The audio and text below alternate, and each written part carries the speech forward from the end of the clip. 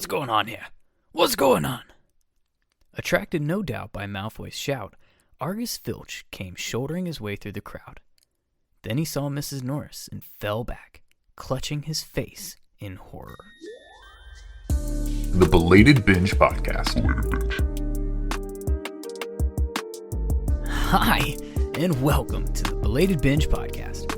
I'm Zach, your host, revisiting some of the most iconic series in recent memory that I was incredibly late on, like our current binge of Harry Potter, where despite being the same age as movie Harry, I didn't read this series through till my mid-20s. That's the belated part.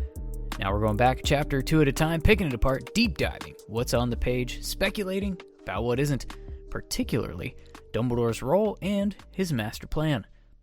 What did he know? When did he know it?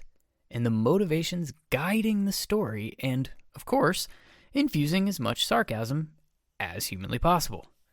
That's the binge part. Together, they make the belated binge, and today we continue our reread of Harry Potter and the Chamber of Secrets with Chapter 9, The Writing on the Wall. But before we get into it, you know how this goes by now. This podcast will have spoilers. This series wrapped up in 2007. If you hadn't read them by now, you're even later than I was. This podcast will also have some adult language.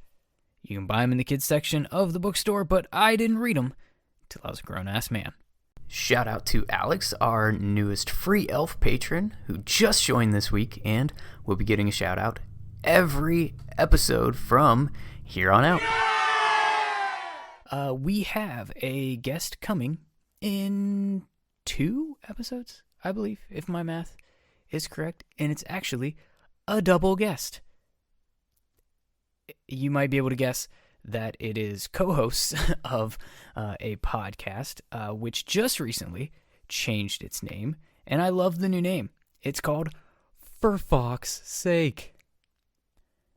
They are a Harry Potter movie and book compare and contrast podcast. So I'm excited to have them on here in a couple episodes. They will be joining for, what chapter is it that they are coming in for? Come on, brain, think. Don't fail me now. Oh, come on. Chapter 11, that's what it is. The Dueling Club. That's the one that they're going to be joining. So I'm super excited about that. But we're not there yet. We're still in Chapter 9. And in case you were obliviated or got your Hogwarts letter late, let's shove our faces in that white liquidy substance of our Pensieve. Last episode, I was joined by Christina from the Restricted section to discuss Chapter 8, The Death Day Party, which had a lot more than just the Death Day Party in it, like Crackadon Quidditch practice, a trip to the janitor's office, raining vanishing cabinets, that's right, floppy wand pamphlets, awkward requests that Harry can't say no to, a cringeworthy ghost party, hearing voices, and racism from Draco Malfoy. Yeah. But before we can get into this week's chapter, we need to close the book on last week completely by recapping our Expecto Plot Change-O. This is the part of the show where we theorize on what we would expect to change in our story if we made one small tweak to the plot of the chapter we are covering. In the last episode, I asked, what if Harry didn't find Filch's quick spell brochure? Does he still get out of trouble? Does it change anything that happens in the chapter? What about beyond? From my perspective, Harry almost completely fumbled here, honestly. Nearly Headless Nick most certainly got Peeves to cause a distraction with the intention that Harry would run out of Filch's office as soon as he left him alone. Duh. But he didn't. He stayed. And if he didn't stumble onto this quick spell brochure, Filch would have probably come back and wrote him up. Now, we can surely go back and forth about whether that actually means anything or not, or if Dumbledore just takes those write-up slips and deposits them directly into a garbage can, but we don't find out, because Harry accidentally learned about Filch's floppy wand problem, and he was embarrassed just enough to get Harry the hell out of his office without said write-up. Now, if Harry didn't know about Quickspell, does it really change anything else? I think it would, because Filch wouldn't have immediately accused Harry of being the one who petrified Mrs. Norris. He just, without even a second between seeing the cat and, I guess, internalizing his shock, he just points the finger right at Harry because Harry knows he's a squib. And he thinks that that's why Harry targeted Mrs. Norris to get back at Filch for being a squib. Does that actually matter at all to the story? Probably not on the surface. The trio was still discovered by seemingly the whole damn school at the scene of the crime. So Filch probably just blames all three of them by simple happenstance. You're here, we found you, it must have been you kind of logic, right? But peeling back a layer of the kind of surface obvious answer, I think psychologically a lot more people found it easier to suspect Harry right away to be the heir of Slytherin because Filch pointed the finger in his direction right out of the gate. It's similar to the Justin Finch-Fletchley scene coming up in a bit. If Justin doesn't react the way that he does to Harry, maybe the whole school isn't as quick to just turn on him immediately thinking that he's the heir of Slytherin, evil wizard boy. I don't know. It seems like such a little thing, but imagine this book without those two components. Does Harry still end up being suspected at all, particularly by the whole school? Well, probably. And that wraps up our chat from last chapter. So, let's go ahead and get into this week's question for the Expecto Plot Changeo. And I swear, every time I think I'm ready for this, and for some reason or another, I'm actually not. But I am now. And this week's Expecto Plot Changeo question from Chapter 9 of Chamber of Secrets, The Writing on the Wall, is, what if Mrs. Norris wasn't petrified? What if she was actually killed? How could that change our chapter? How could that change our story? Let me know your thoughts to be included in the next episode of the podcast here or with a voicemail on my website, belatedbinge.com. This video will be posted on social media, Twitter, Facebook, Instagram. It's at belatedbinge across the three of those. It will also be on TikTok, which is also at belatedbinge. You can, as I mentioned in the video, respond with your own thoughts on any of those platforms, or you can use my website, click on the leave a voicemail icon, belatedbinge.com, and record your thoughts right there, and I will play them in the next episode. And quite frankly, that is the preferred way of getting your responses, because it's just a cool element and feature, and I love that part of my website. I wish it was used more. Please use it. Thanks. So now we're going to dive into the events of this week's chapter with Priority in chapter. We've reached the point where our wands connect. Not the tips, just the streams, so we can recap what went down in the chapter we just read. This week, Chapter 9 of Chamber of Secrets, The Writing on the Wall, starts at the exact moment that our last chapter ended. There's a group of students inexplicably gathered in the corridor, the trio front and center, and Filch opens up the chapter, making his way through the crowd after hearing Draco screaming racial slurs. I promise, I don't do it. I won't go down that tangent again. But I mean Filch, immediately sees his cat, Mrs. Norris, hanging on the wall, and he promptly starts freaking out, immediately going after Harry. Apparently about to get violent with this kid, as you would expect all stable adults in jobs with close proximity to children would. Or should. Right. But he's stopped by Dumbledore, who was apparently just strolling along to find the man we're meant to believe is basically his janitor about to initiate a physical altercation with a 12-year-old student. Like a normal Tuesday in Hogwarts, I guess. Maybe it's Tuesday? I don't think it mentions. I kind of lose track of all days and time in these books. Anyway, this is the exact kind of activity, I would say, that brings a lot of credence to the Super Carlin brother theory that Christina and I mentioned just briefly in the last episode, where they postulated that Filch is actually a poltergeist, like Peeves, which I will go into more in the Lumos segment of this episode, because I find it very fascinating and intriguing and fun to just ramble about.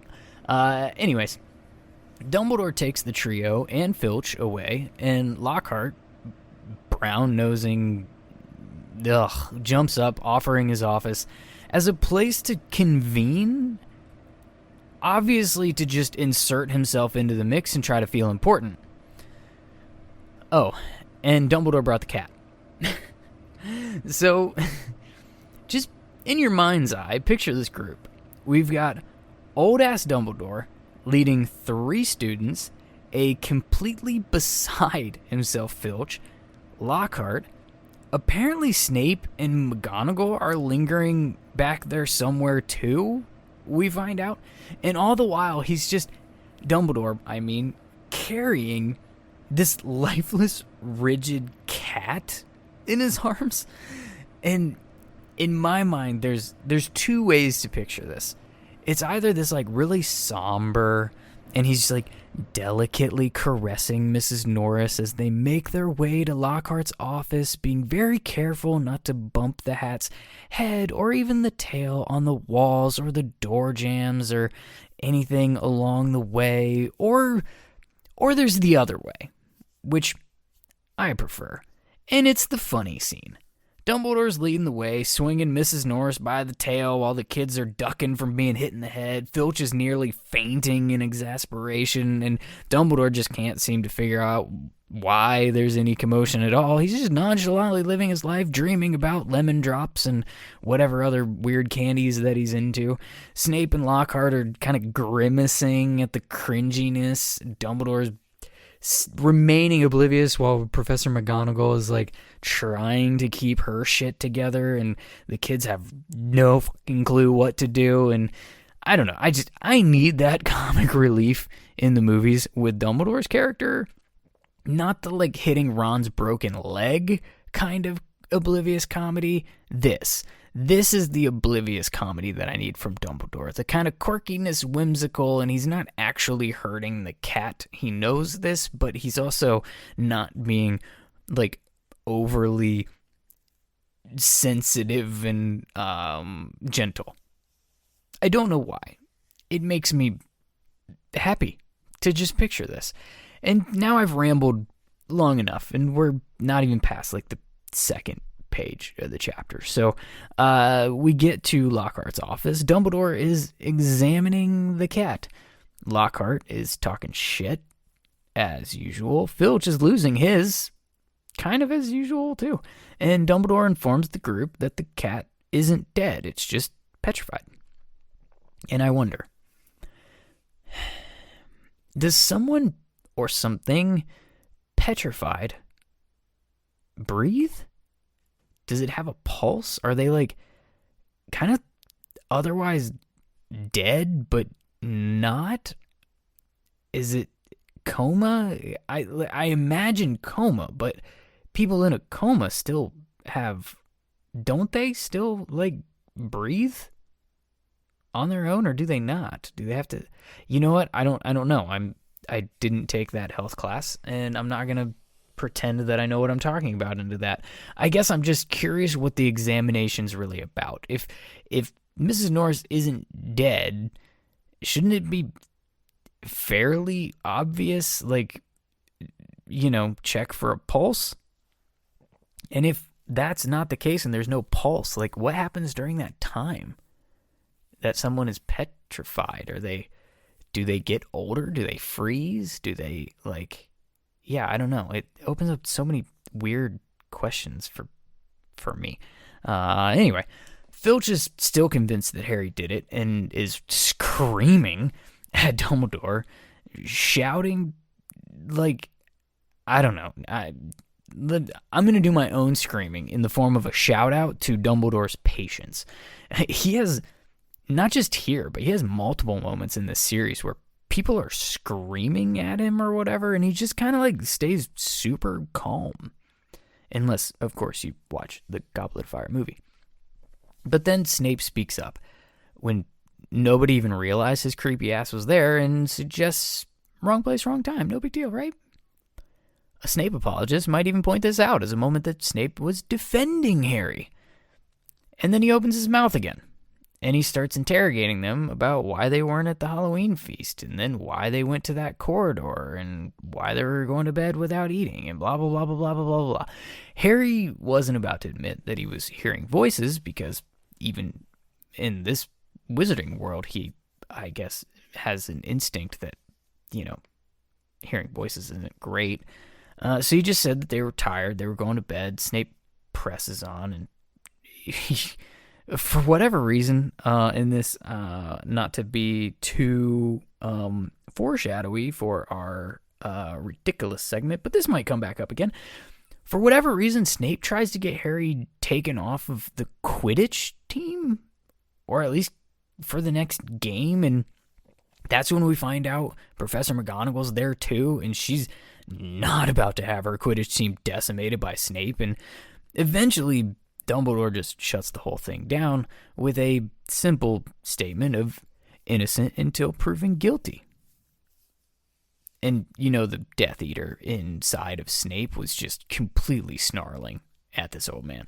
So Snape's pissed, Filch is pissed, Lockhart tries to insert himself and make the Mandrake drop, and Snape turns on him pissed, and it's all honestly really, really petty among all of these adults, and the trio are just thrilled to finally get dismissed and get the hell out of there, because they're caught in this weird grown-ups acting like children nonsense, and of course they're going to have the emotional maturity of like 30-year-olds throughout this series, so the whole thing is just batshit. And we launch directly into them sneaking into an empty classroom, which, why? They live together. They could just talk on the way back, or in the common room. It's like midnight. It's not like it's going to be crowded, but whatever. Harry's checking if he should have copped to hearing voices. Ron says no. They start wondering about the message on the wall in the Chamber of Secrets, and then Ron explains what a squib is. It's a quick little catch-up, really, and a little bit of world building before bed, but it's kind of funny because it's at Filch's expense, and Filch sucks. So now it's time for the fallout. We get kind of like a little montage of sorts in the chapter, letting us know that a few days have gone by, but the incident is obviously far, from the rear view, if you will. Quite the opposite. It's all anyone's talking about. Filch is worse for wear. We get an exchange between Ron and Ginny, as she's described as looking rough, pretty much. Hermione's maniacally reading, which, of course, she's trying to learn about the Chamber of Secrets, but, like, even Harry and Ron don't know what she's doing and why she's spending every waking second in the library. We get a mention of Justin Finch Fletchley as well, and he's ghosting Harry in the hallway, all creepy-like or weird. Hermione explains that she can't find the Chamber of Secrets anywhere in the library, and that she left her copy of Hogwarts of History at home. And apparently the library's out, and there's a waiting list because everybody wants the same book. And all I have to say is, that shit's not in there anyway. Whatever. It's all kind of fluffy with some Easter eggs hidden, which we're going to discuss in a bit. And then we finally kind of get something new to chew on in history magic class. And this is taught by the ghost teacher, Professor Binns. If you're rereading the series and you forgot about Professor Binns, join the club. I totally forgot this ghost was there. Hermione talks him into telling the class about the legend of the Chamber of Secrets. And, of course, we know how this goes. And he's reluctant at first. I should mention that. He was not super stoked to go down this path in the first place. But anyways, it's the 4 founders of Hogwarts. They lived in harmony for the first few years. Soon after, Slytherin wanted to only teach those worthy to study magic, aka purebloods. And there was a fight about it. It got weird and he left. That's pretty much the gist. The legend also says that he created a secret chamber with a monster inside of it that only Slytherin's direct heir could find, open, and unleash or control the monster. The kids are enamored. The whole class is just on the edge of their seat. They're super into this, and Binns is pissed because according to him, there's no evidence that Slytherin ever hid even, I believe he says, a secret broom cupboard in the castle. And but I think he's also a little bit pissed that they actually care about this and they literally never care about his class. So now they go back to sleep because he's done talking about it. So then the trio are, they're recounting the story. And Ron and Hermione are in lockstep that they just couldn't fathom if the Sorting Hat tried to put them in Slytherin. And, of course, it's worded that way because that's exactly what happened to Harry. The Hat did try to put him in Slytherin. And no matter how good of an argument I made back in that chapter as why that plot point never made any sense, if you're new around here, you're welcome to go back to that episode of last season and listen to it. But Harry never told Ron and Hermione about that little exchange with the Hat. And it doesn't go down like it does in the movie where the whole freaking school can hear it. But why? Why didn't Harry confide this in them? Was it shame? Was it fear? Does he think that perhaps his friends would look at him differently?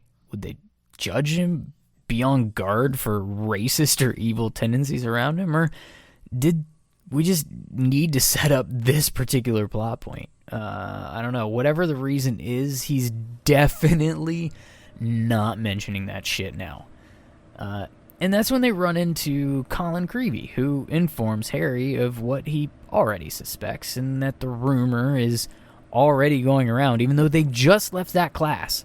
They're like in the hallway, right? Like they just walked out of the room, and apparently the whole school already thinks that Harry is the heir of Slytherin. And as our trio are discussing whether there's even a chamber at all, Hermione starts postulating about whatever petrified Mrs. Norris not being human. She gets there because Dumbledore couldn't cure her, and that has her kind of weird.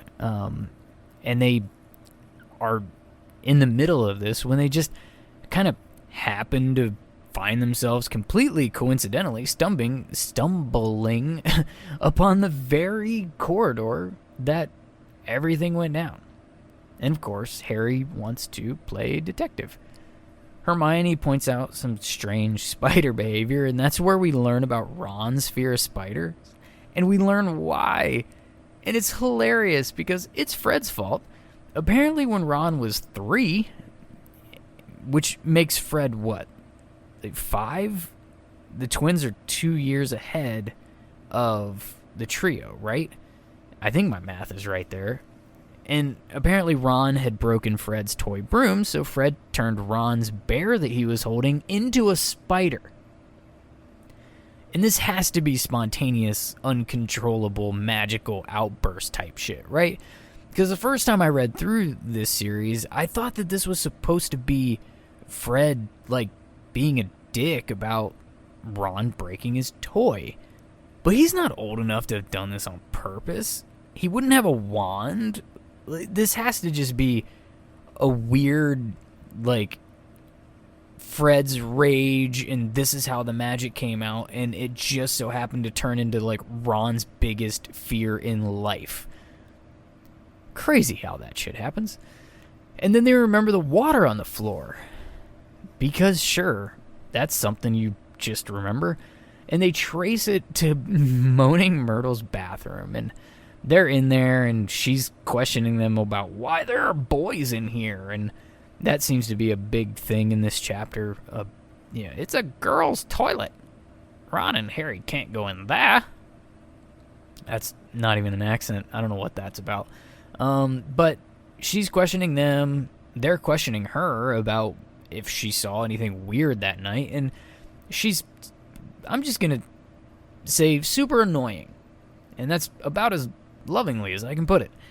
Ron finally succeeds in offending her, and she, dives down a toilet. And as soon as they walk out of the bathroom, Ron is screamed at. Not by Harry or Hermione. It was Percy. Completely pissed that Ron was in a girl's bathroom and that they're anywhere near this crime scene. But this isn't pompous Percy. I was shocked when I reread this part, because in this reread I noticed that this is actually an older brother worried about his little brother. He talks about how he tried to ensure Ginny, who'd been crying her eyes out, that Ron and his friends weren't guilty, but she's convinced they're going to get expelled. And he doesn't want them up here, making it look suspicious that they're, like, digging into this thing or whatever. And then Ron fights back. And Ron accuses him of only caring about his own chances at becoming head boy. And Percy takes points away from Gryffindor. Which I can't even believe that I'm saying this. But I don't think that Percy's response was his normal pompous self. I think this response in taking points away from Gryffindor in the moment, I think this is a reaction to being hurt. He's hurt by Ron's comment. Here he is, trying in the way that he thinks he best can, authoritatively, of course, but he's trying to protect Ron. And Ron attacks his motivations. I'd be hurt too. And pissed. What's this little 12-year-old shit know anyway? I'm just going to try to look out for him, and he's going to come at me with this stuff. 5 points from Gryffindor. Sorry, I got a little carried away. Back in the common room, the trio steer widely clear of Percy, and they start speculating that Draco could be the heir of Slytherin. And this is where they start devising their plan to question him, under the disguise of Polyjuice Potion. Of course, Hermione has to explain all of this, because we don't know what it is, they don't know what it is, and by they I mean Ron and Harry. But luckily, it's going to be used about 1,476 times throughout this series, so we'll never forget it exists again. And the plan starts with needing a note from a teacher to get the right book from the restricted section of the library. And that's where the chapter ends, bringing us to